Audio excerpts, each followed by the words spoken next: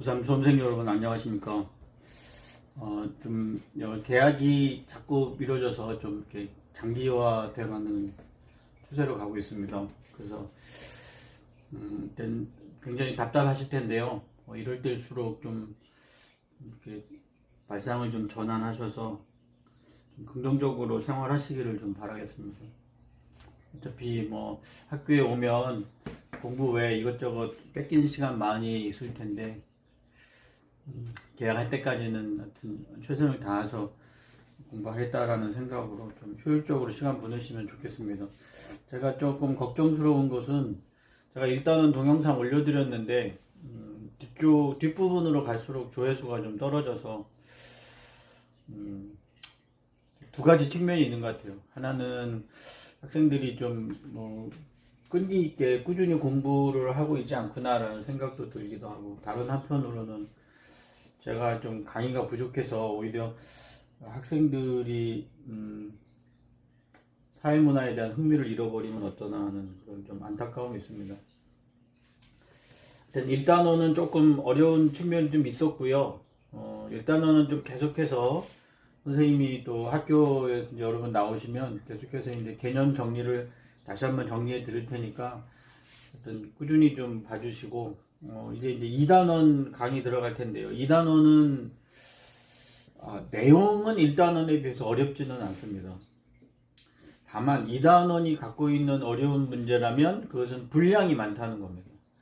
어마어마하게 많은 용어가 나오고, 그 용어에 대한 개념을 확실하게 이렇게 본인이 잘 갖고 있지 않으면 틀릴 수 있는 그런 내용들입니다. 시험 문제도 많이 출제돼요. 20문제 중에서 한 3분의 1, 많으면 3분의 1 정도 출제되니까 굉장히 분량이 많은데 내용 자체는 어렵지 않습니다. 난이도는 다 거의 70% 이상 정도 되고요. 정답률이. 그런 점에서 이 2단원에 있는 문제를 틀리면 등급 잘 맞기가 좀 어렵습니다. 2단원에 있는 문제 틀리면 3등급도 사실은 좀 보장이 어렵습니다. 그래서 2단원 특별히 좀 신경 쓰셔서 공부하시면 어려운 내용은 아니니까 좀 부지런을 떨어야 될 측면이 있습니다. 2단원. 2단원은요, 그 개인과 사회의 구조에 대한 이해인데, 먼저 이제 그 첫 번째가 인간의 사회화에 관한 내용입니다. 사회화가 뭐냐? 이제 교과서나 뭐 시중에 나와 있는 참고서에서 사회화에 대해서는 굉장히 이제 다양하게 설명이 되어 있는데, 결국 결론은 그겁니다. 이제 뭐 무엇을 배우든 뭐 어떤 것들을 학습하든 결국 사회화는 인간이 태어나면서부터 살아가는 동안에 계속해서 사회를 배우는 과정, 사회를 배우는 과정이 사회화입니다. 여러분은 간단하게 이렇게 좀 이해하시면 될 것 같습니다. 사회화 자체를 묻지는 않지만, 사회화가 뭐냐? 사회화는 사회를 배우는 것이다. 사회화는 사회를 배우는 것. 이렇게 간단하게 개념을 정리해 주시기 바랍니다. 사회화가 뭐냐? 사회를 배우는 것이다. 그러면은 뭘 배우냐? 다 배웁니다. 인간이 사회생활을 하면서 필요한 모든 것들을 배웁니다. 그것이 사회화다라고 하는 겁니다. 근데 이제 제가 올려준 그 자료에 보면은 이제 사회화 과정에서 1차적 사회화, 2차적 사회화가 있는데, 이제 뒤에 가면 이제 그 1차적 사회화 기간과 2차적 사회화 기간이 있어서 다시 설명을 하겠지만, 1차적 사회화라고 하는 것은요, 사회를 배우는 것 중에 1차적인 것하고 2차적인 게 있어요. 1차적인 것은 좀 가장 기초적인 것, 2차적인 것은 좀 수준이 높은 것, 이렇게 구분하시면 되겠습니다. 그러면 가장 기초적인 게 뭐냐? 인간이 사회생활을 하면서 기초적인 것, 뭐 식사하는 것, 그 다음에 뭐 배변 활동, 그 다음에 다른 사람과 인사, 이런 것들이 가장 1차적인 겁니다. 이거 다 배워야 되는 거죠. 배변 활동하는 거, 식사하는 거, 여러분 뭐 젓가락질 배우는 거 다 배워야 되지 않습니까? 배우는 그 사회화 과정 중에서 가장 기초적인 것을 1차적 사회화라고 하고요. 2차적 사회화는 좀 수준이 높은 것. 예를 들면 기술이라든지 학문이라든지 또는 규범이라든지 이런 것들은 2차적 사회화 과정이라고 이야기할 수 있습니다.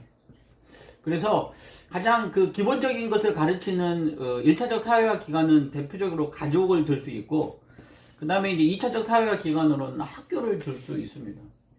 뒤에서 다시 설명할 거고요. 그 자료에 이제 사회화 유형에서 이제 재사회화, 얘기사회화, 탈사회화인데 시험에는 종종 나옵니다. 내용 자체는 어렵지 않습니다. 재사회화는 여러분들 거기다 같이 이제 저와 같이 필기하시면 좀 덜 지루할 것 같아요. 재사회화는요, 이거 다시 사회화하는 겁니다. 인간은요, 언제 사회화 되냐? 인간은 평생 사회화합니다. 평생 사회화합니다. 태어나면서부터 살아가는 동안은 계속해서 사회화 되는 거죠. 그래서 이제 살아가는 과정에서 다시 사회화하는 것을 재사회화라고 그래요. 어려운 내용 아닙니다. 얘기사회는 이게 예자가 미리 예자거든요. 자기가 앞으로 도래할 그 시기를 대비해서 미리 사회화하는 것. 미리 사회화하는 것을 얘기사회화라고 그래요. 탈사회화, 기존에 사회화된 것을 버리는 거예요. 버리는 것. 기존에 사회화된 것을 버리는 것이 탈사회화입니다. 재사회화, 얘기사회화, 탈사회화를 좀 구분할 필요는 있어요. 이제 시험에 이제 가끔 이제 출제가 되는데, 예를 들면 재사회화라고 뭐냐 그래요. 재사회화. 이제 기능론의 입장에서는요, 사람이 이제 범죄를 저지르는 것은 사회화가 잘못됐기 때문에 그래요. 사회화가 제대로 되지 않았기 때문에 그렇다고 봐요. 그러면 그 사람은요, 다시 사회화 시키는 것을 재사회화라고 그래요. 그래서 다시 사회화하는 것, 그래서 교도소가 재사회화 기관이라고 할 수 있어요. 다시 사회화하는 거니까. 얘기사회화, 미리 사회화하는 건데요. 오랫동안 선수 생활을 했던 유명 야구 선수가 이제 은퇴를 하고 이제 현역 선수가 아니라 코치로 활동하기 위해서 미국에 가서 코치 훈련을 받았다. 그건 얘기사회화죠. 오랫동안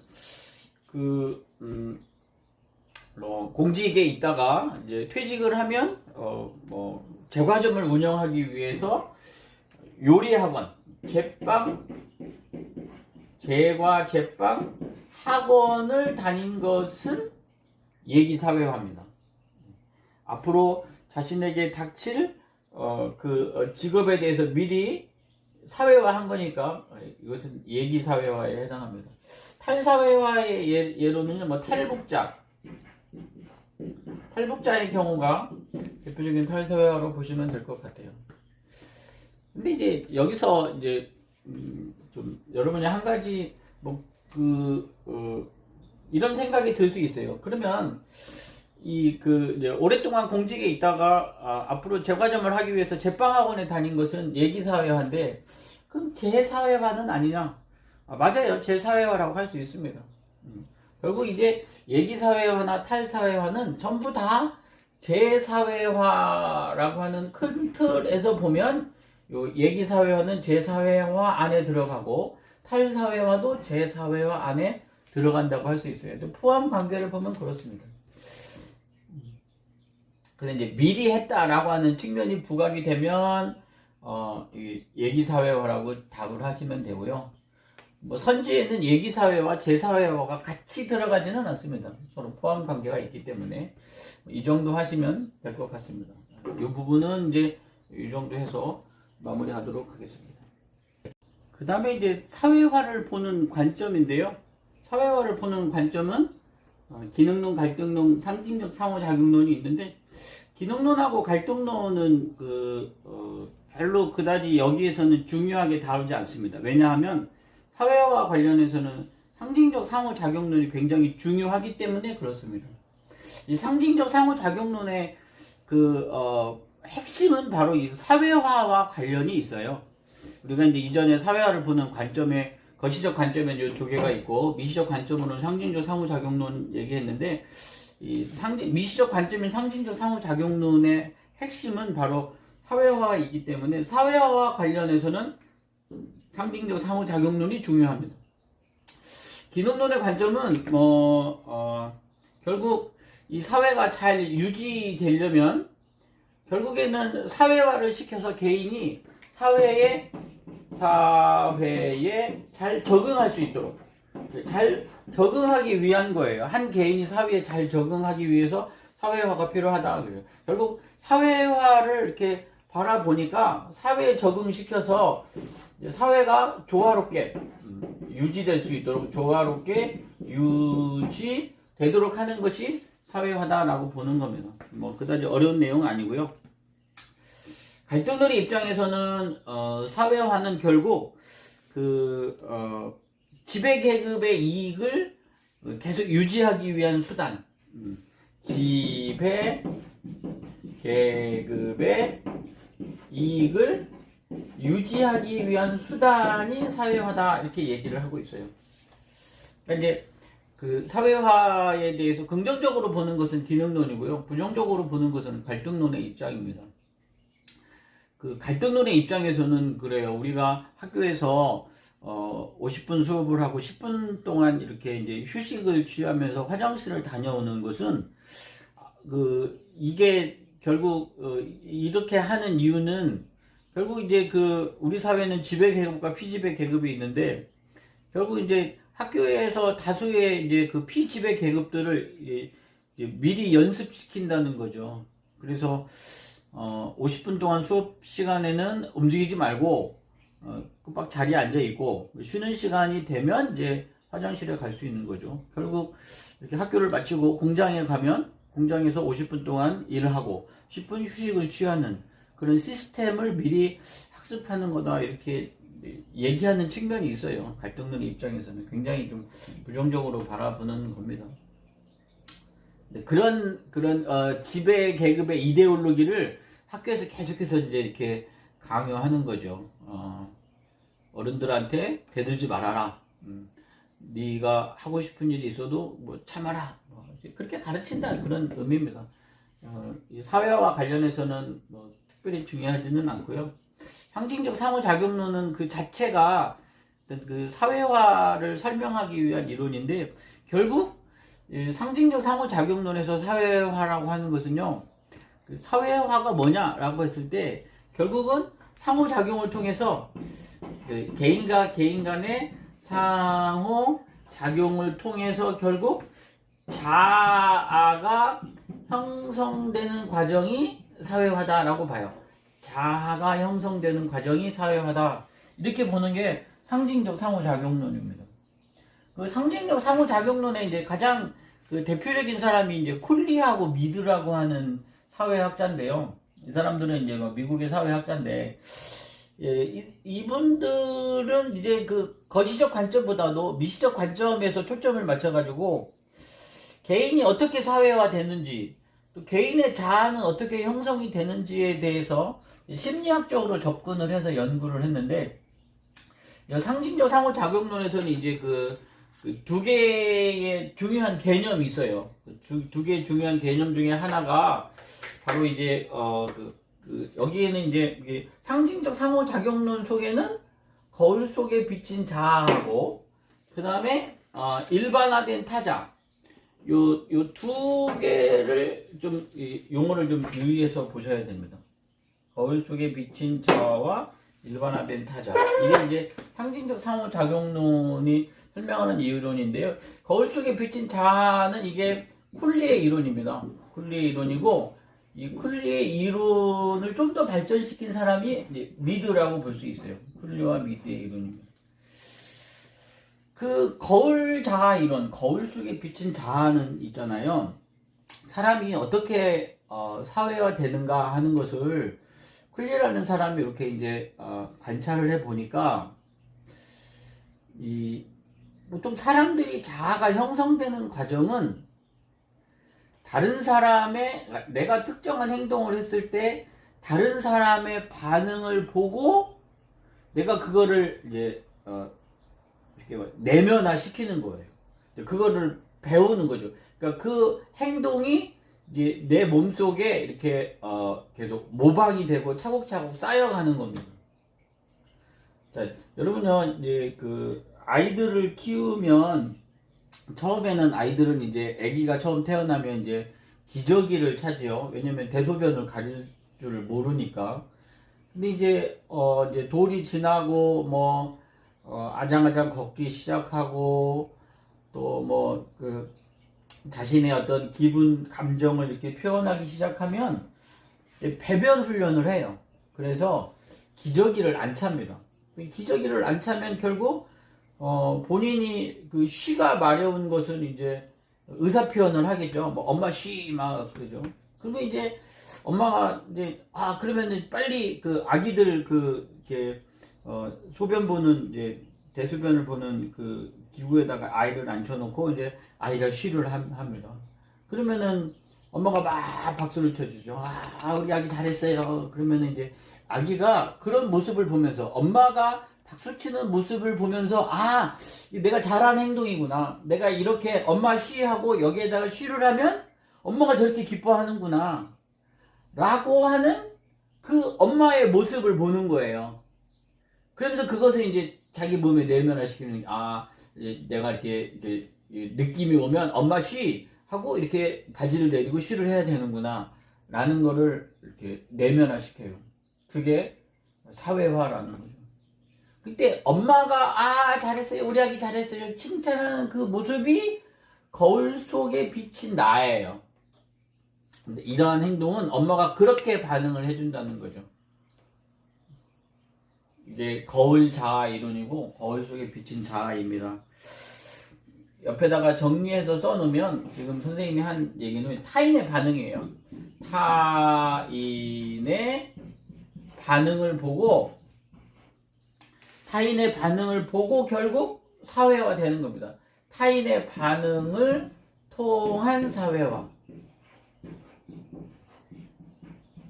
이것이 쿨리가 말하는 거울 속에 비친 자아라는 뜻입니다. 그래서 쿨리는요, 이게 이제 아까 선생님이 처음 얘기했는데 1차적 사회화 과정과 2차적 사회화 과정 얘기했는데 그 뒤에 가면은 이제 쿨리가 1차 집단하고 2차 집단으로 구분해 놨어요. 1차 집단은 가족, 그리고 이제 유년기에 만나는 또래 집단이라고 정의하는데, 특히 1차 집단에서 이 사회화가 이루어진다라고 하는 점에서 이제 1차 집단, 1차적 사회화를 굉장히 이제 중요하게 생각하는 사람이 쿨리입니다. 일반화된 타자라고 하는 것은요, 이제 쿨리의 개념하고 거의 이제 비슷한데 조금 이제 차이는 있죠. 여러분 이제 아이들이 어렸을 때 이 미드는요, 아이들이 그 대화하는 것에 많이 이제 관심을 가졌는데, 아이들이 어렸을 때 놀이할 때 무슨 놀이 합니까? 이게 이제 역할 놀이를 해요. 친구들끼리 또 형제끼리 모여서 놀이를 하다 보면 유심히 살펴보면 아이들은 주로 자기들이 그 접하고 있는 사람들이 정해져 있지요. 엄마, 아빠, 그죠? 엄마 역할, 아빠 역할. 그 다음에 어렸을 때 가는 소아과. 아이들이 그 의사 역할을 참 많이 합니다. 근데 아이들이 의사 역할을 하면 엄마들, 우리 아이가 나중에 커서 의사가 되려나 보다. 그게 아니에요. 아이들이 보는 것은 이렇게 정해져 있어요. 일반화된 것이 아니고 이제 특정화된 타자죠. 엄마는 우리 엄마, 아빠는 우리 아빠, 의사는 소아과 의사, 아이들이 정형외과, 피부과 이런 데 안 가지 않습니까? 아이들은 주로 이제 소아과를 가기 때문에 이 세상에는 의사는 소아과 선생님밖에 없어요. 근데 그렇게 되다가, 그렇게 아이들은 이제 특정화된 타자가 있는데, 결국 성장하면서 이 아이들한테는 다양한 의사들을 많이 만나보고 그래 의사는 그래 우리 앞에 있는 정중근 내과의 그 의사 선생님이 진짜 의사 선생님이야. 의사는 모름지기 그래야 돼 라고 하면 그 지칭하는 그 의사 선생님, 정중근 내과의 의사 선생님은 의사라는 직업의 일반화된 타자예요. 저는요, 지금 이렇게 배경고등학교에서 이제 오랫동안 학교 선생님을 하고 있지만, 저는 제가 학교 선생님을 하면서 이제 깜짝깜짝 놀라는 게 하나 있는데, 제가 이 수업 스타일이 제가 고등학교 다닐 때 사회 선생님의 스타일을 따라가고 있더라고요. 말투도 좀 비슷해요, 그 선생님하고. 그러니까 저는요, 이제 중고등학교를 다니면서 그래, 나는 선생님이 돼야지 라는 생각을 하면서 자랐어요. 그래서 이 선생님을 따라해야지 라고 그 선생님을 교사라고 하는 그 역할에 대해서 일반화된 시킨 그 사람이 타자예요. 제가 중고등학교 다닐 때 제가 좋아했던 선생님, 내가 따라하고 싶은 선생님은 일반화된 타자예요. 교사에 대한. 그래서 그 사람을 따라서 그 사람이 하는 행동들을 내가 내면화시키면서 사회화된다는 거죠. 알아야지 하는 선생님도 있었어요. 고등학교 다닐 때 담임 선생님이었는데 별명이 뱀이었는데요. 왜 아이들이 뱀이라고 이제 별명을 지어줬냐면, 이렇게 무표정 하잖아요, 뱀이. 그러니까 평소에 아이들하고 이렇게 소통할 때도 이렇게 아주 무표정하게 뭐 웃는 모습 한 번도 본 적이 없고, 대화 자체도 그렇고, 그러니까 어떤 인간으로서 있던 게 감정의 교류가 전혀 없어요. 뭐 늘 이렇게 냉랭하고. 그래서 아이들이 그런 별명을 이렇게 붙여줬는지도 모르겠어요. 저런 선생님은 되지 말아야지. 그렇게 내가 생각을 했다면 그 선생님은 이제 저한테 일반화된 타자가 되는 거죠. 그래서 그 일반화된 타자는요, 개인은 다른 사람과의 상호작용을 통해서 이렇게 자아가 형성되는데, 이때 자아 형성에 영향을 미친 사람을 일반화된 타자라고 이야기를 합니다. 자아 형성에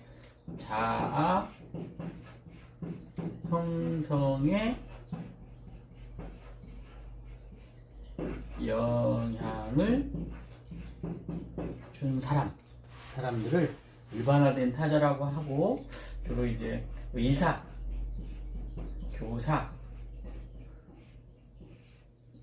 얘를 선생님이 설명했습니다.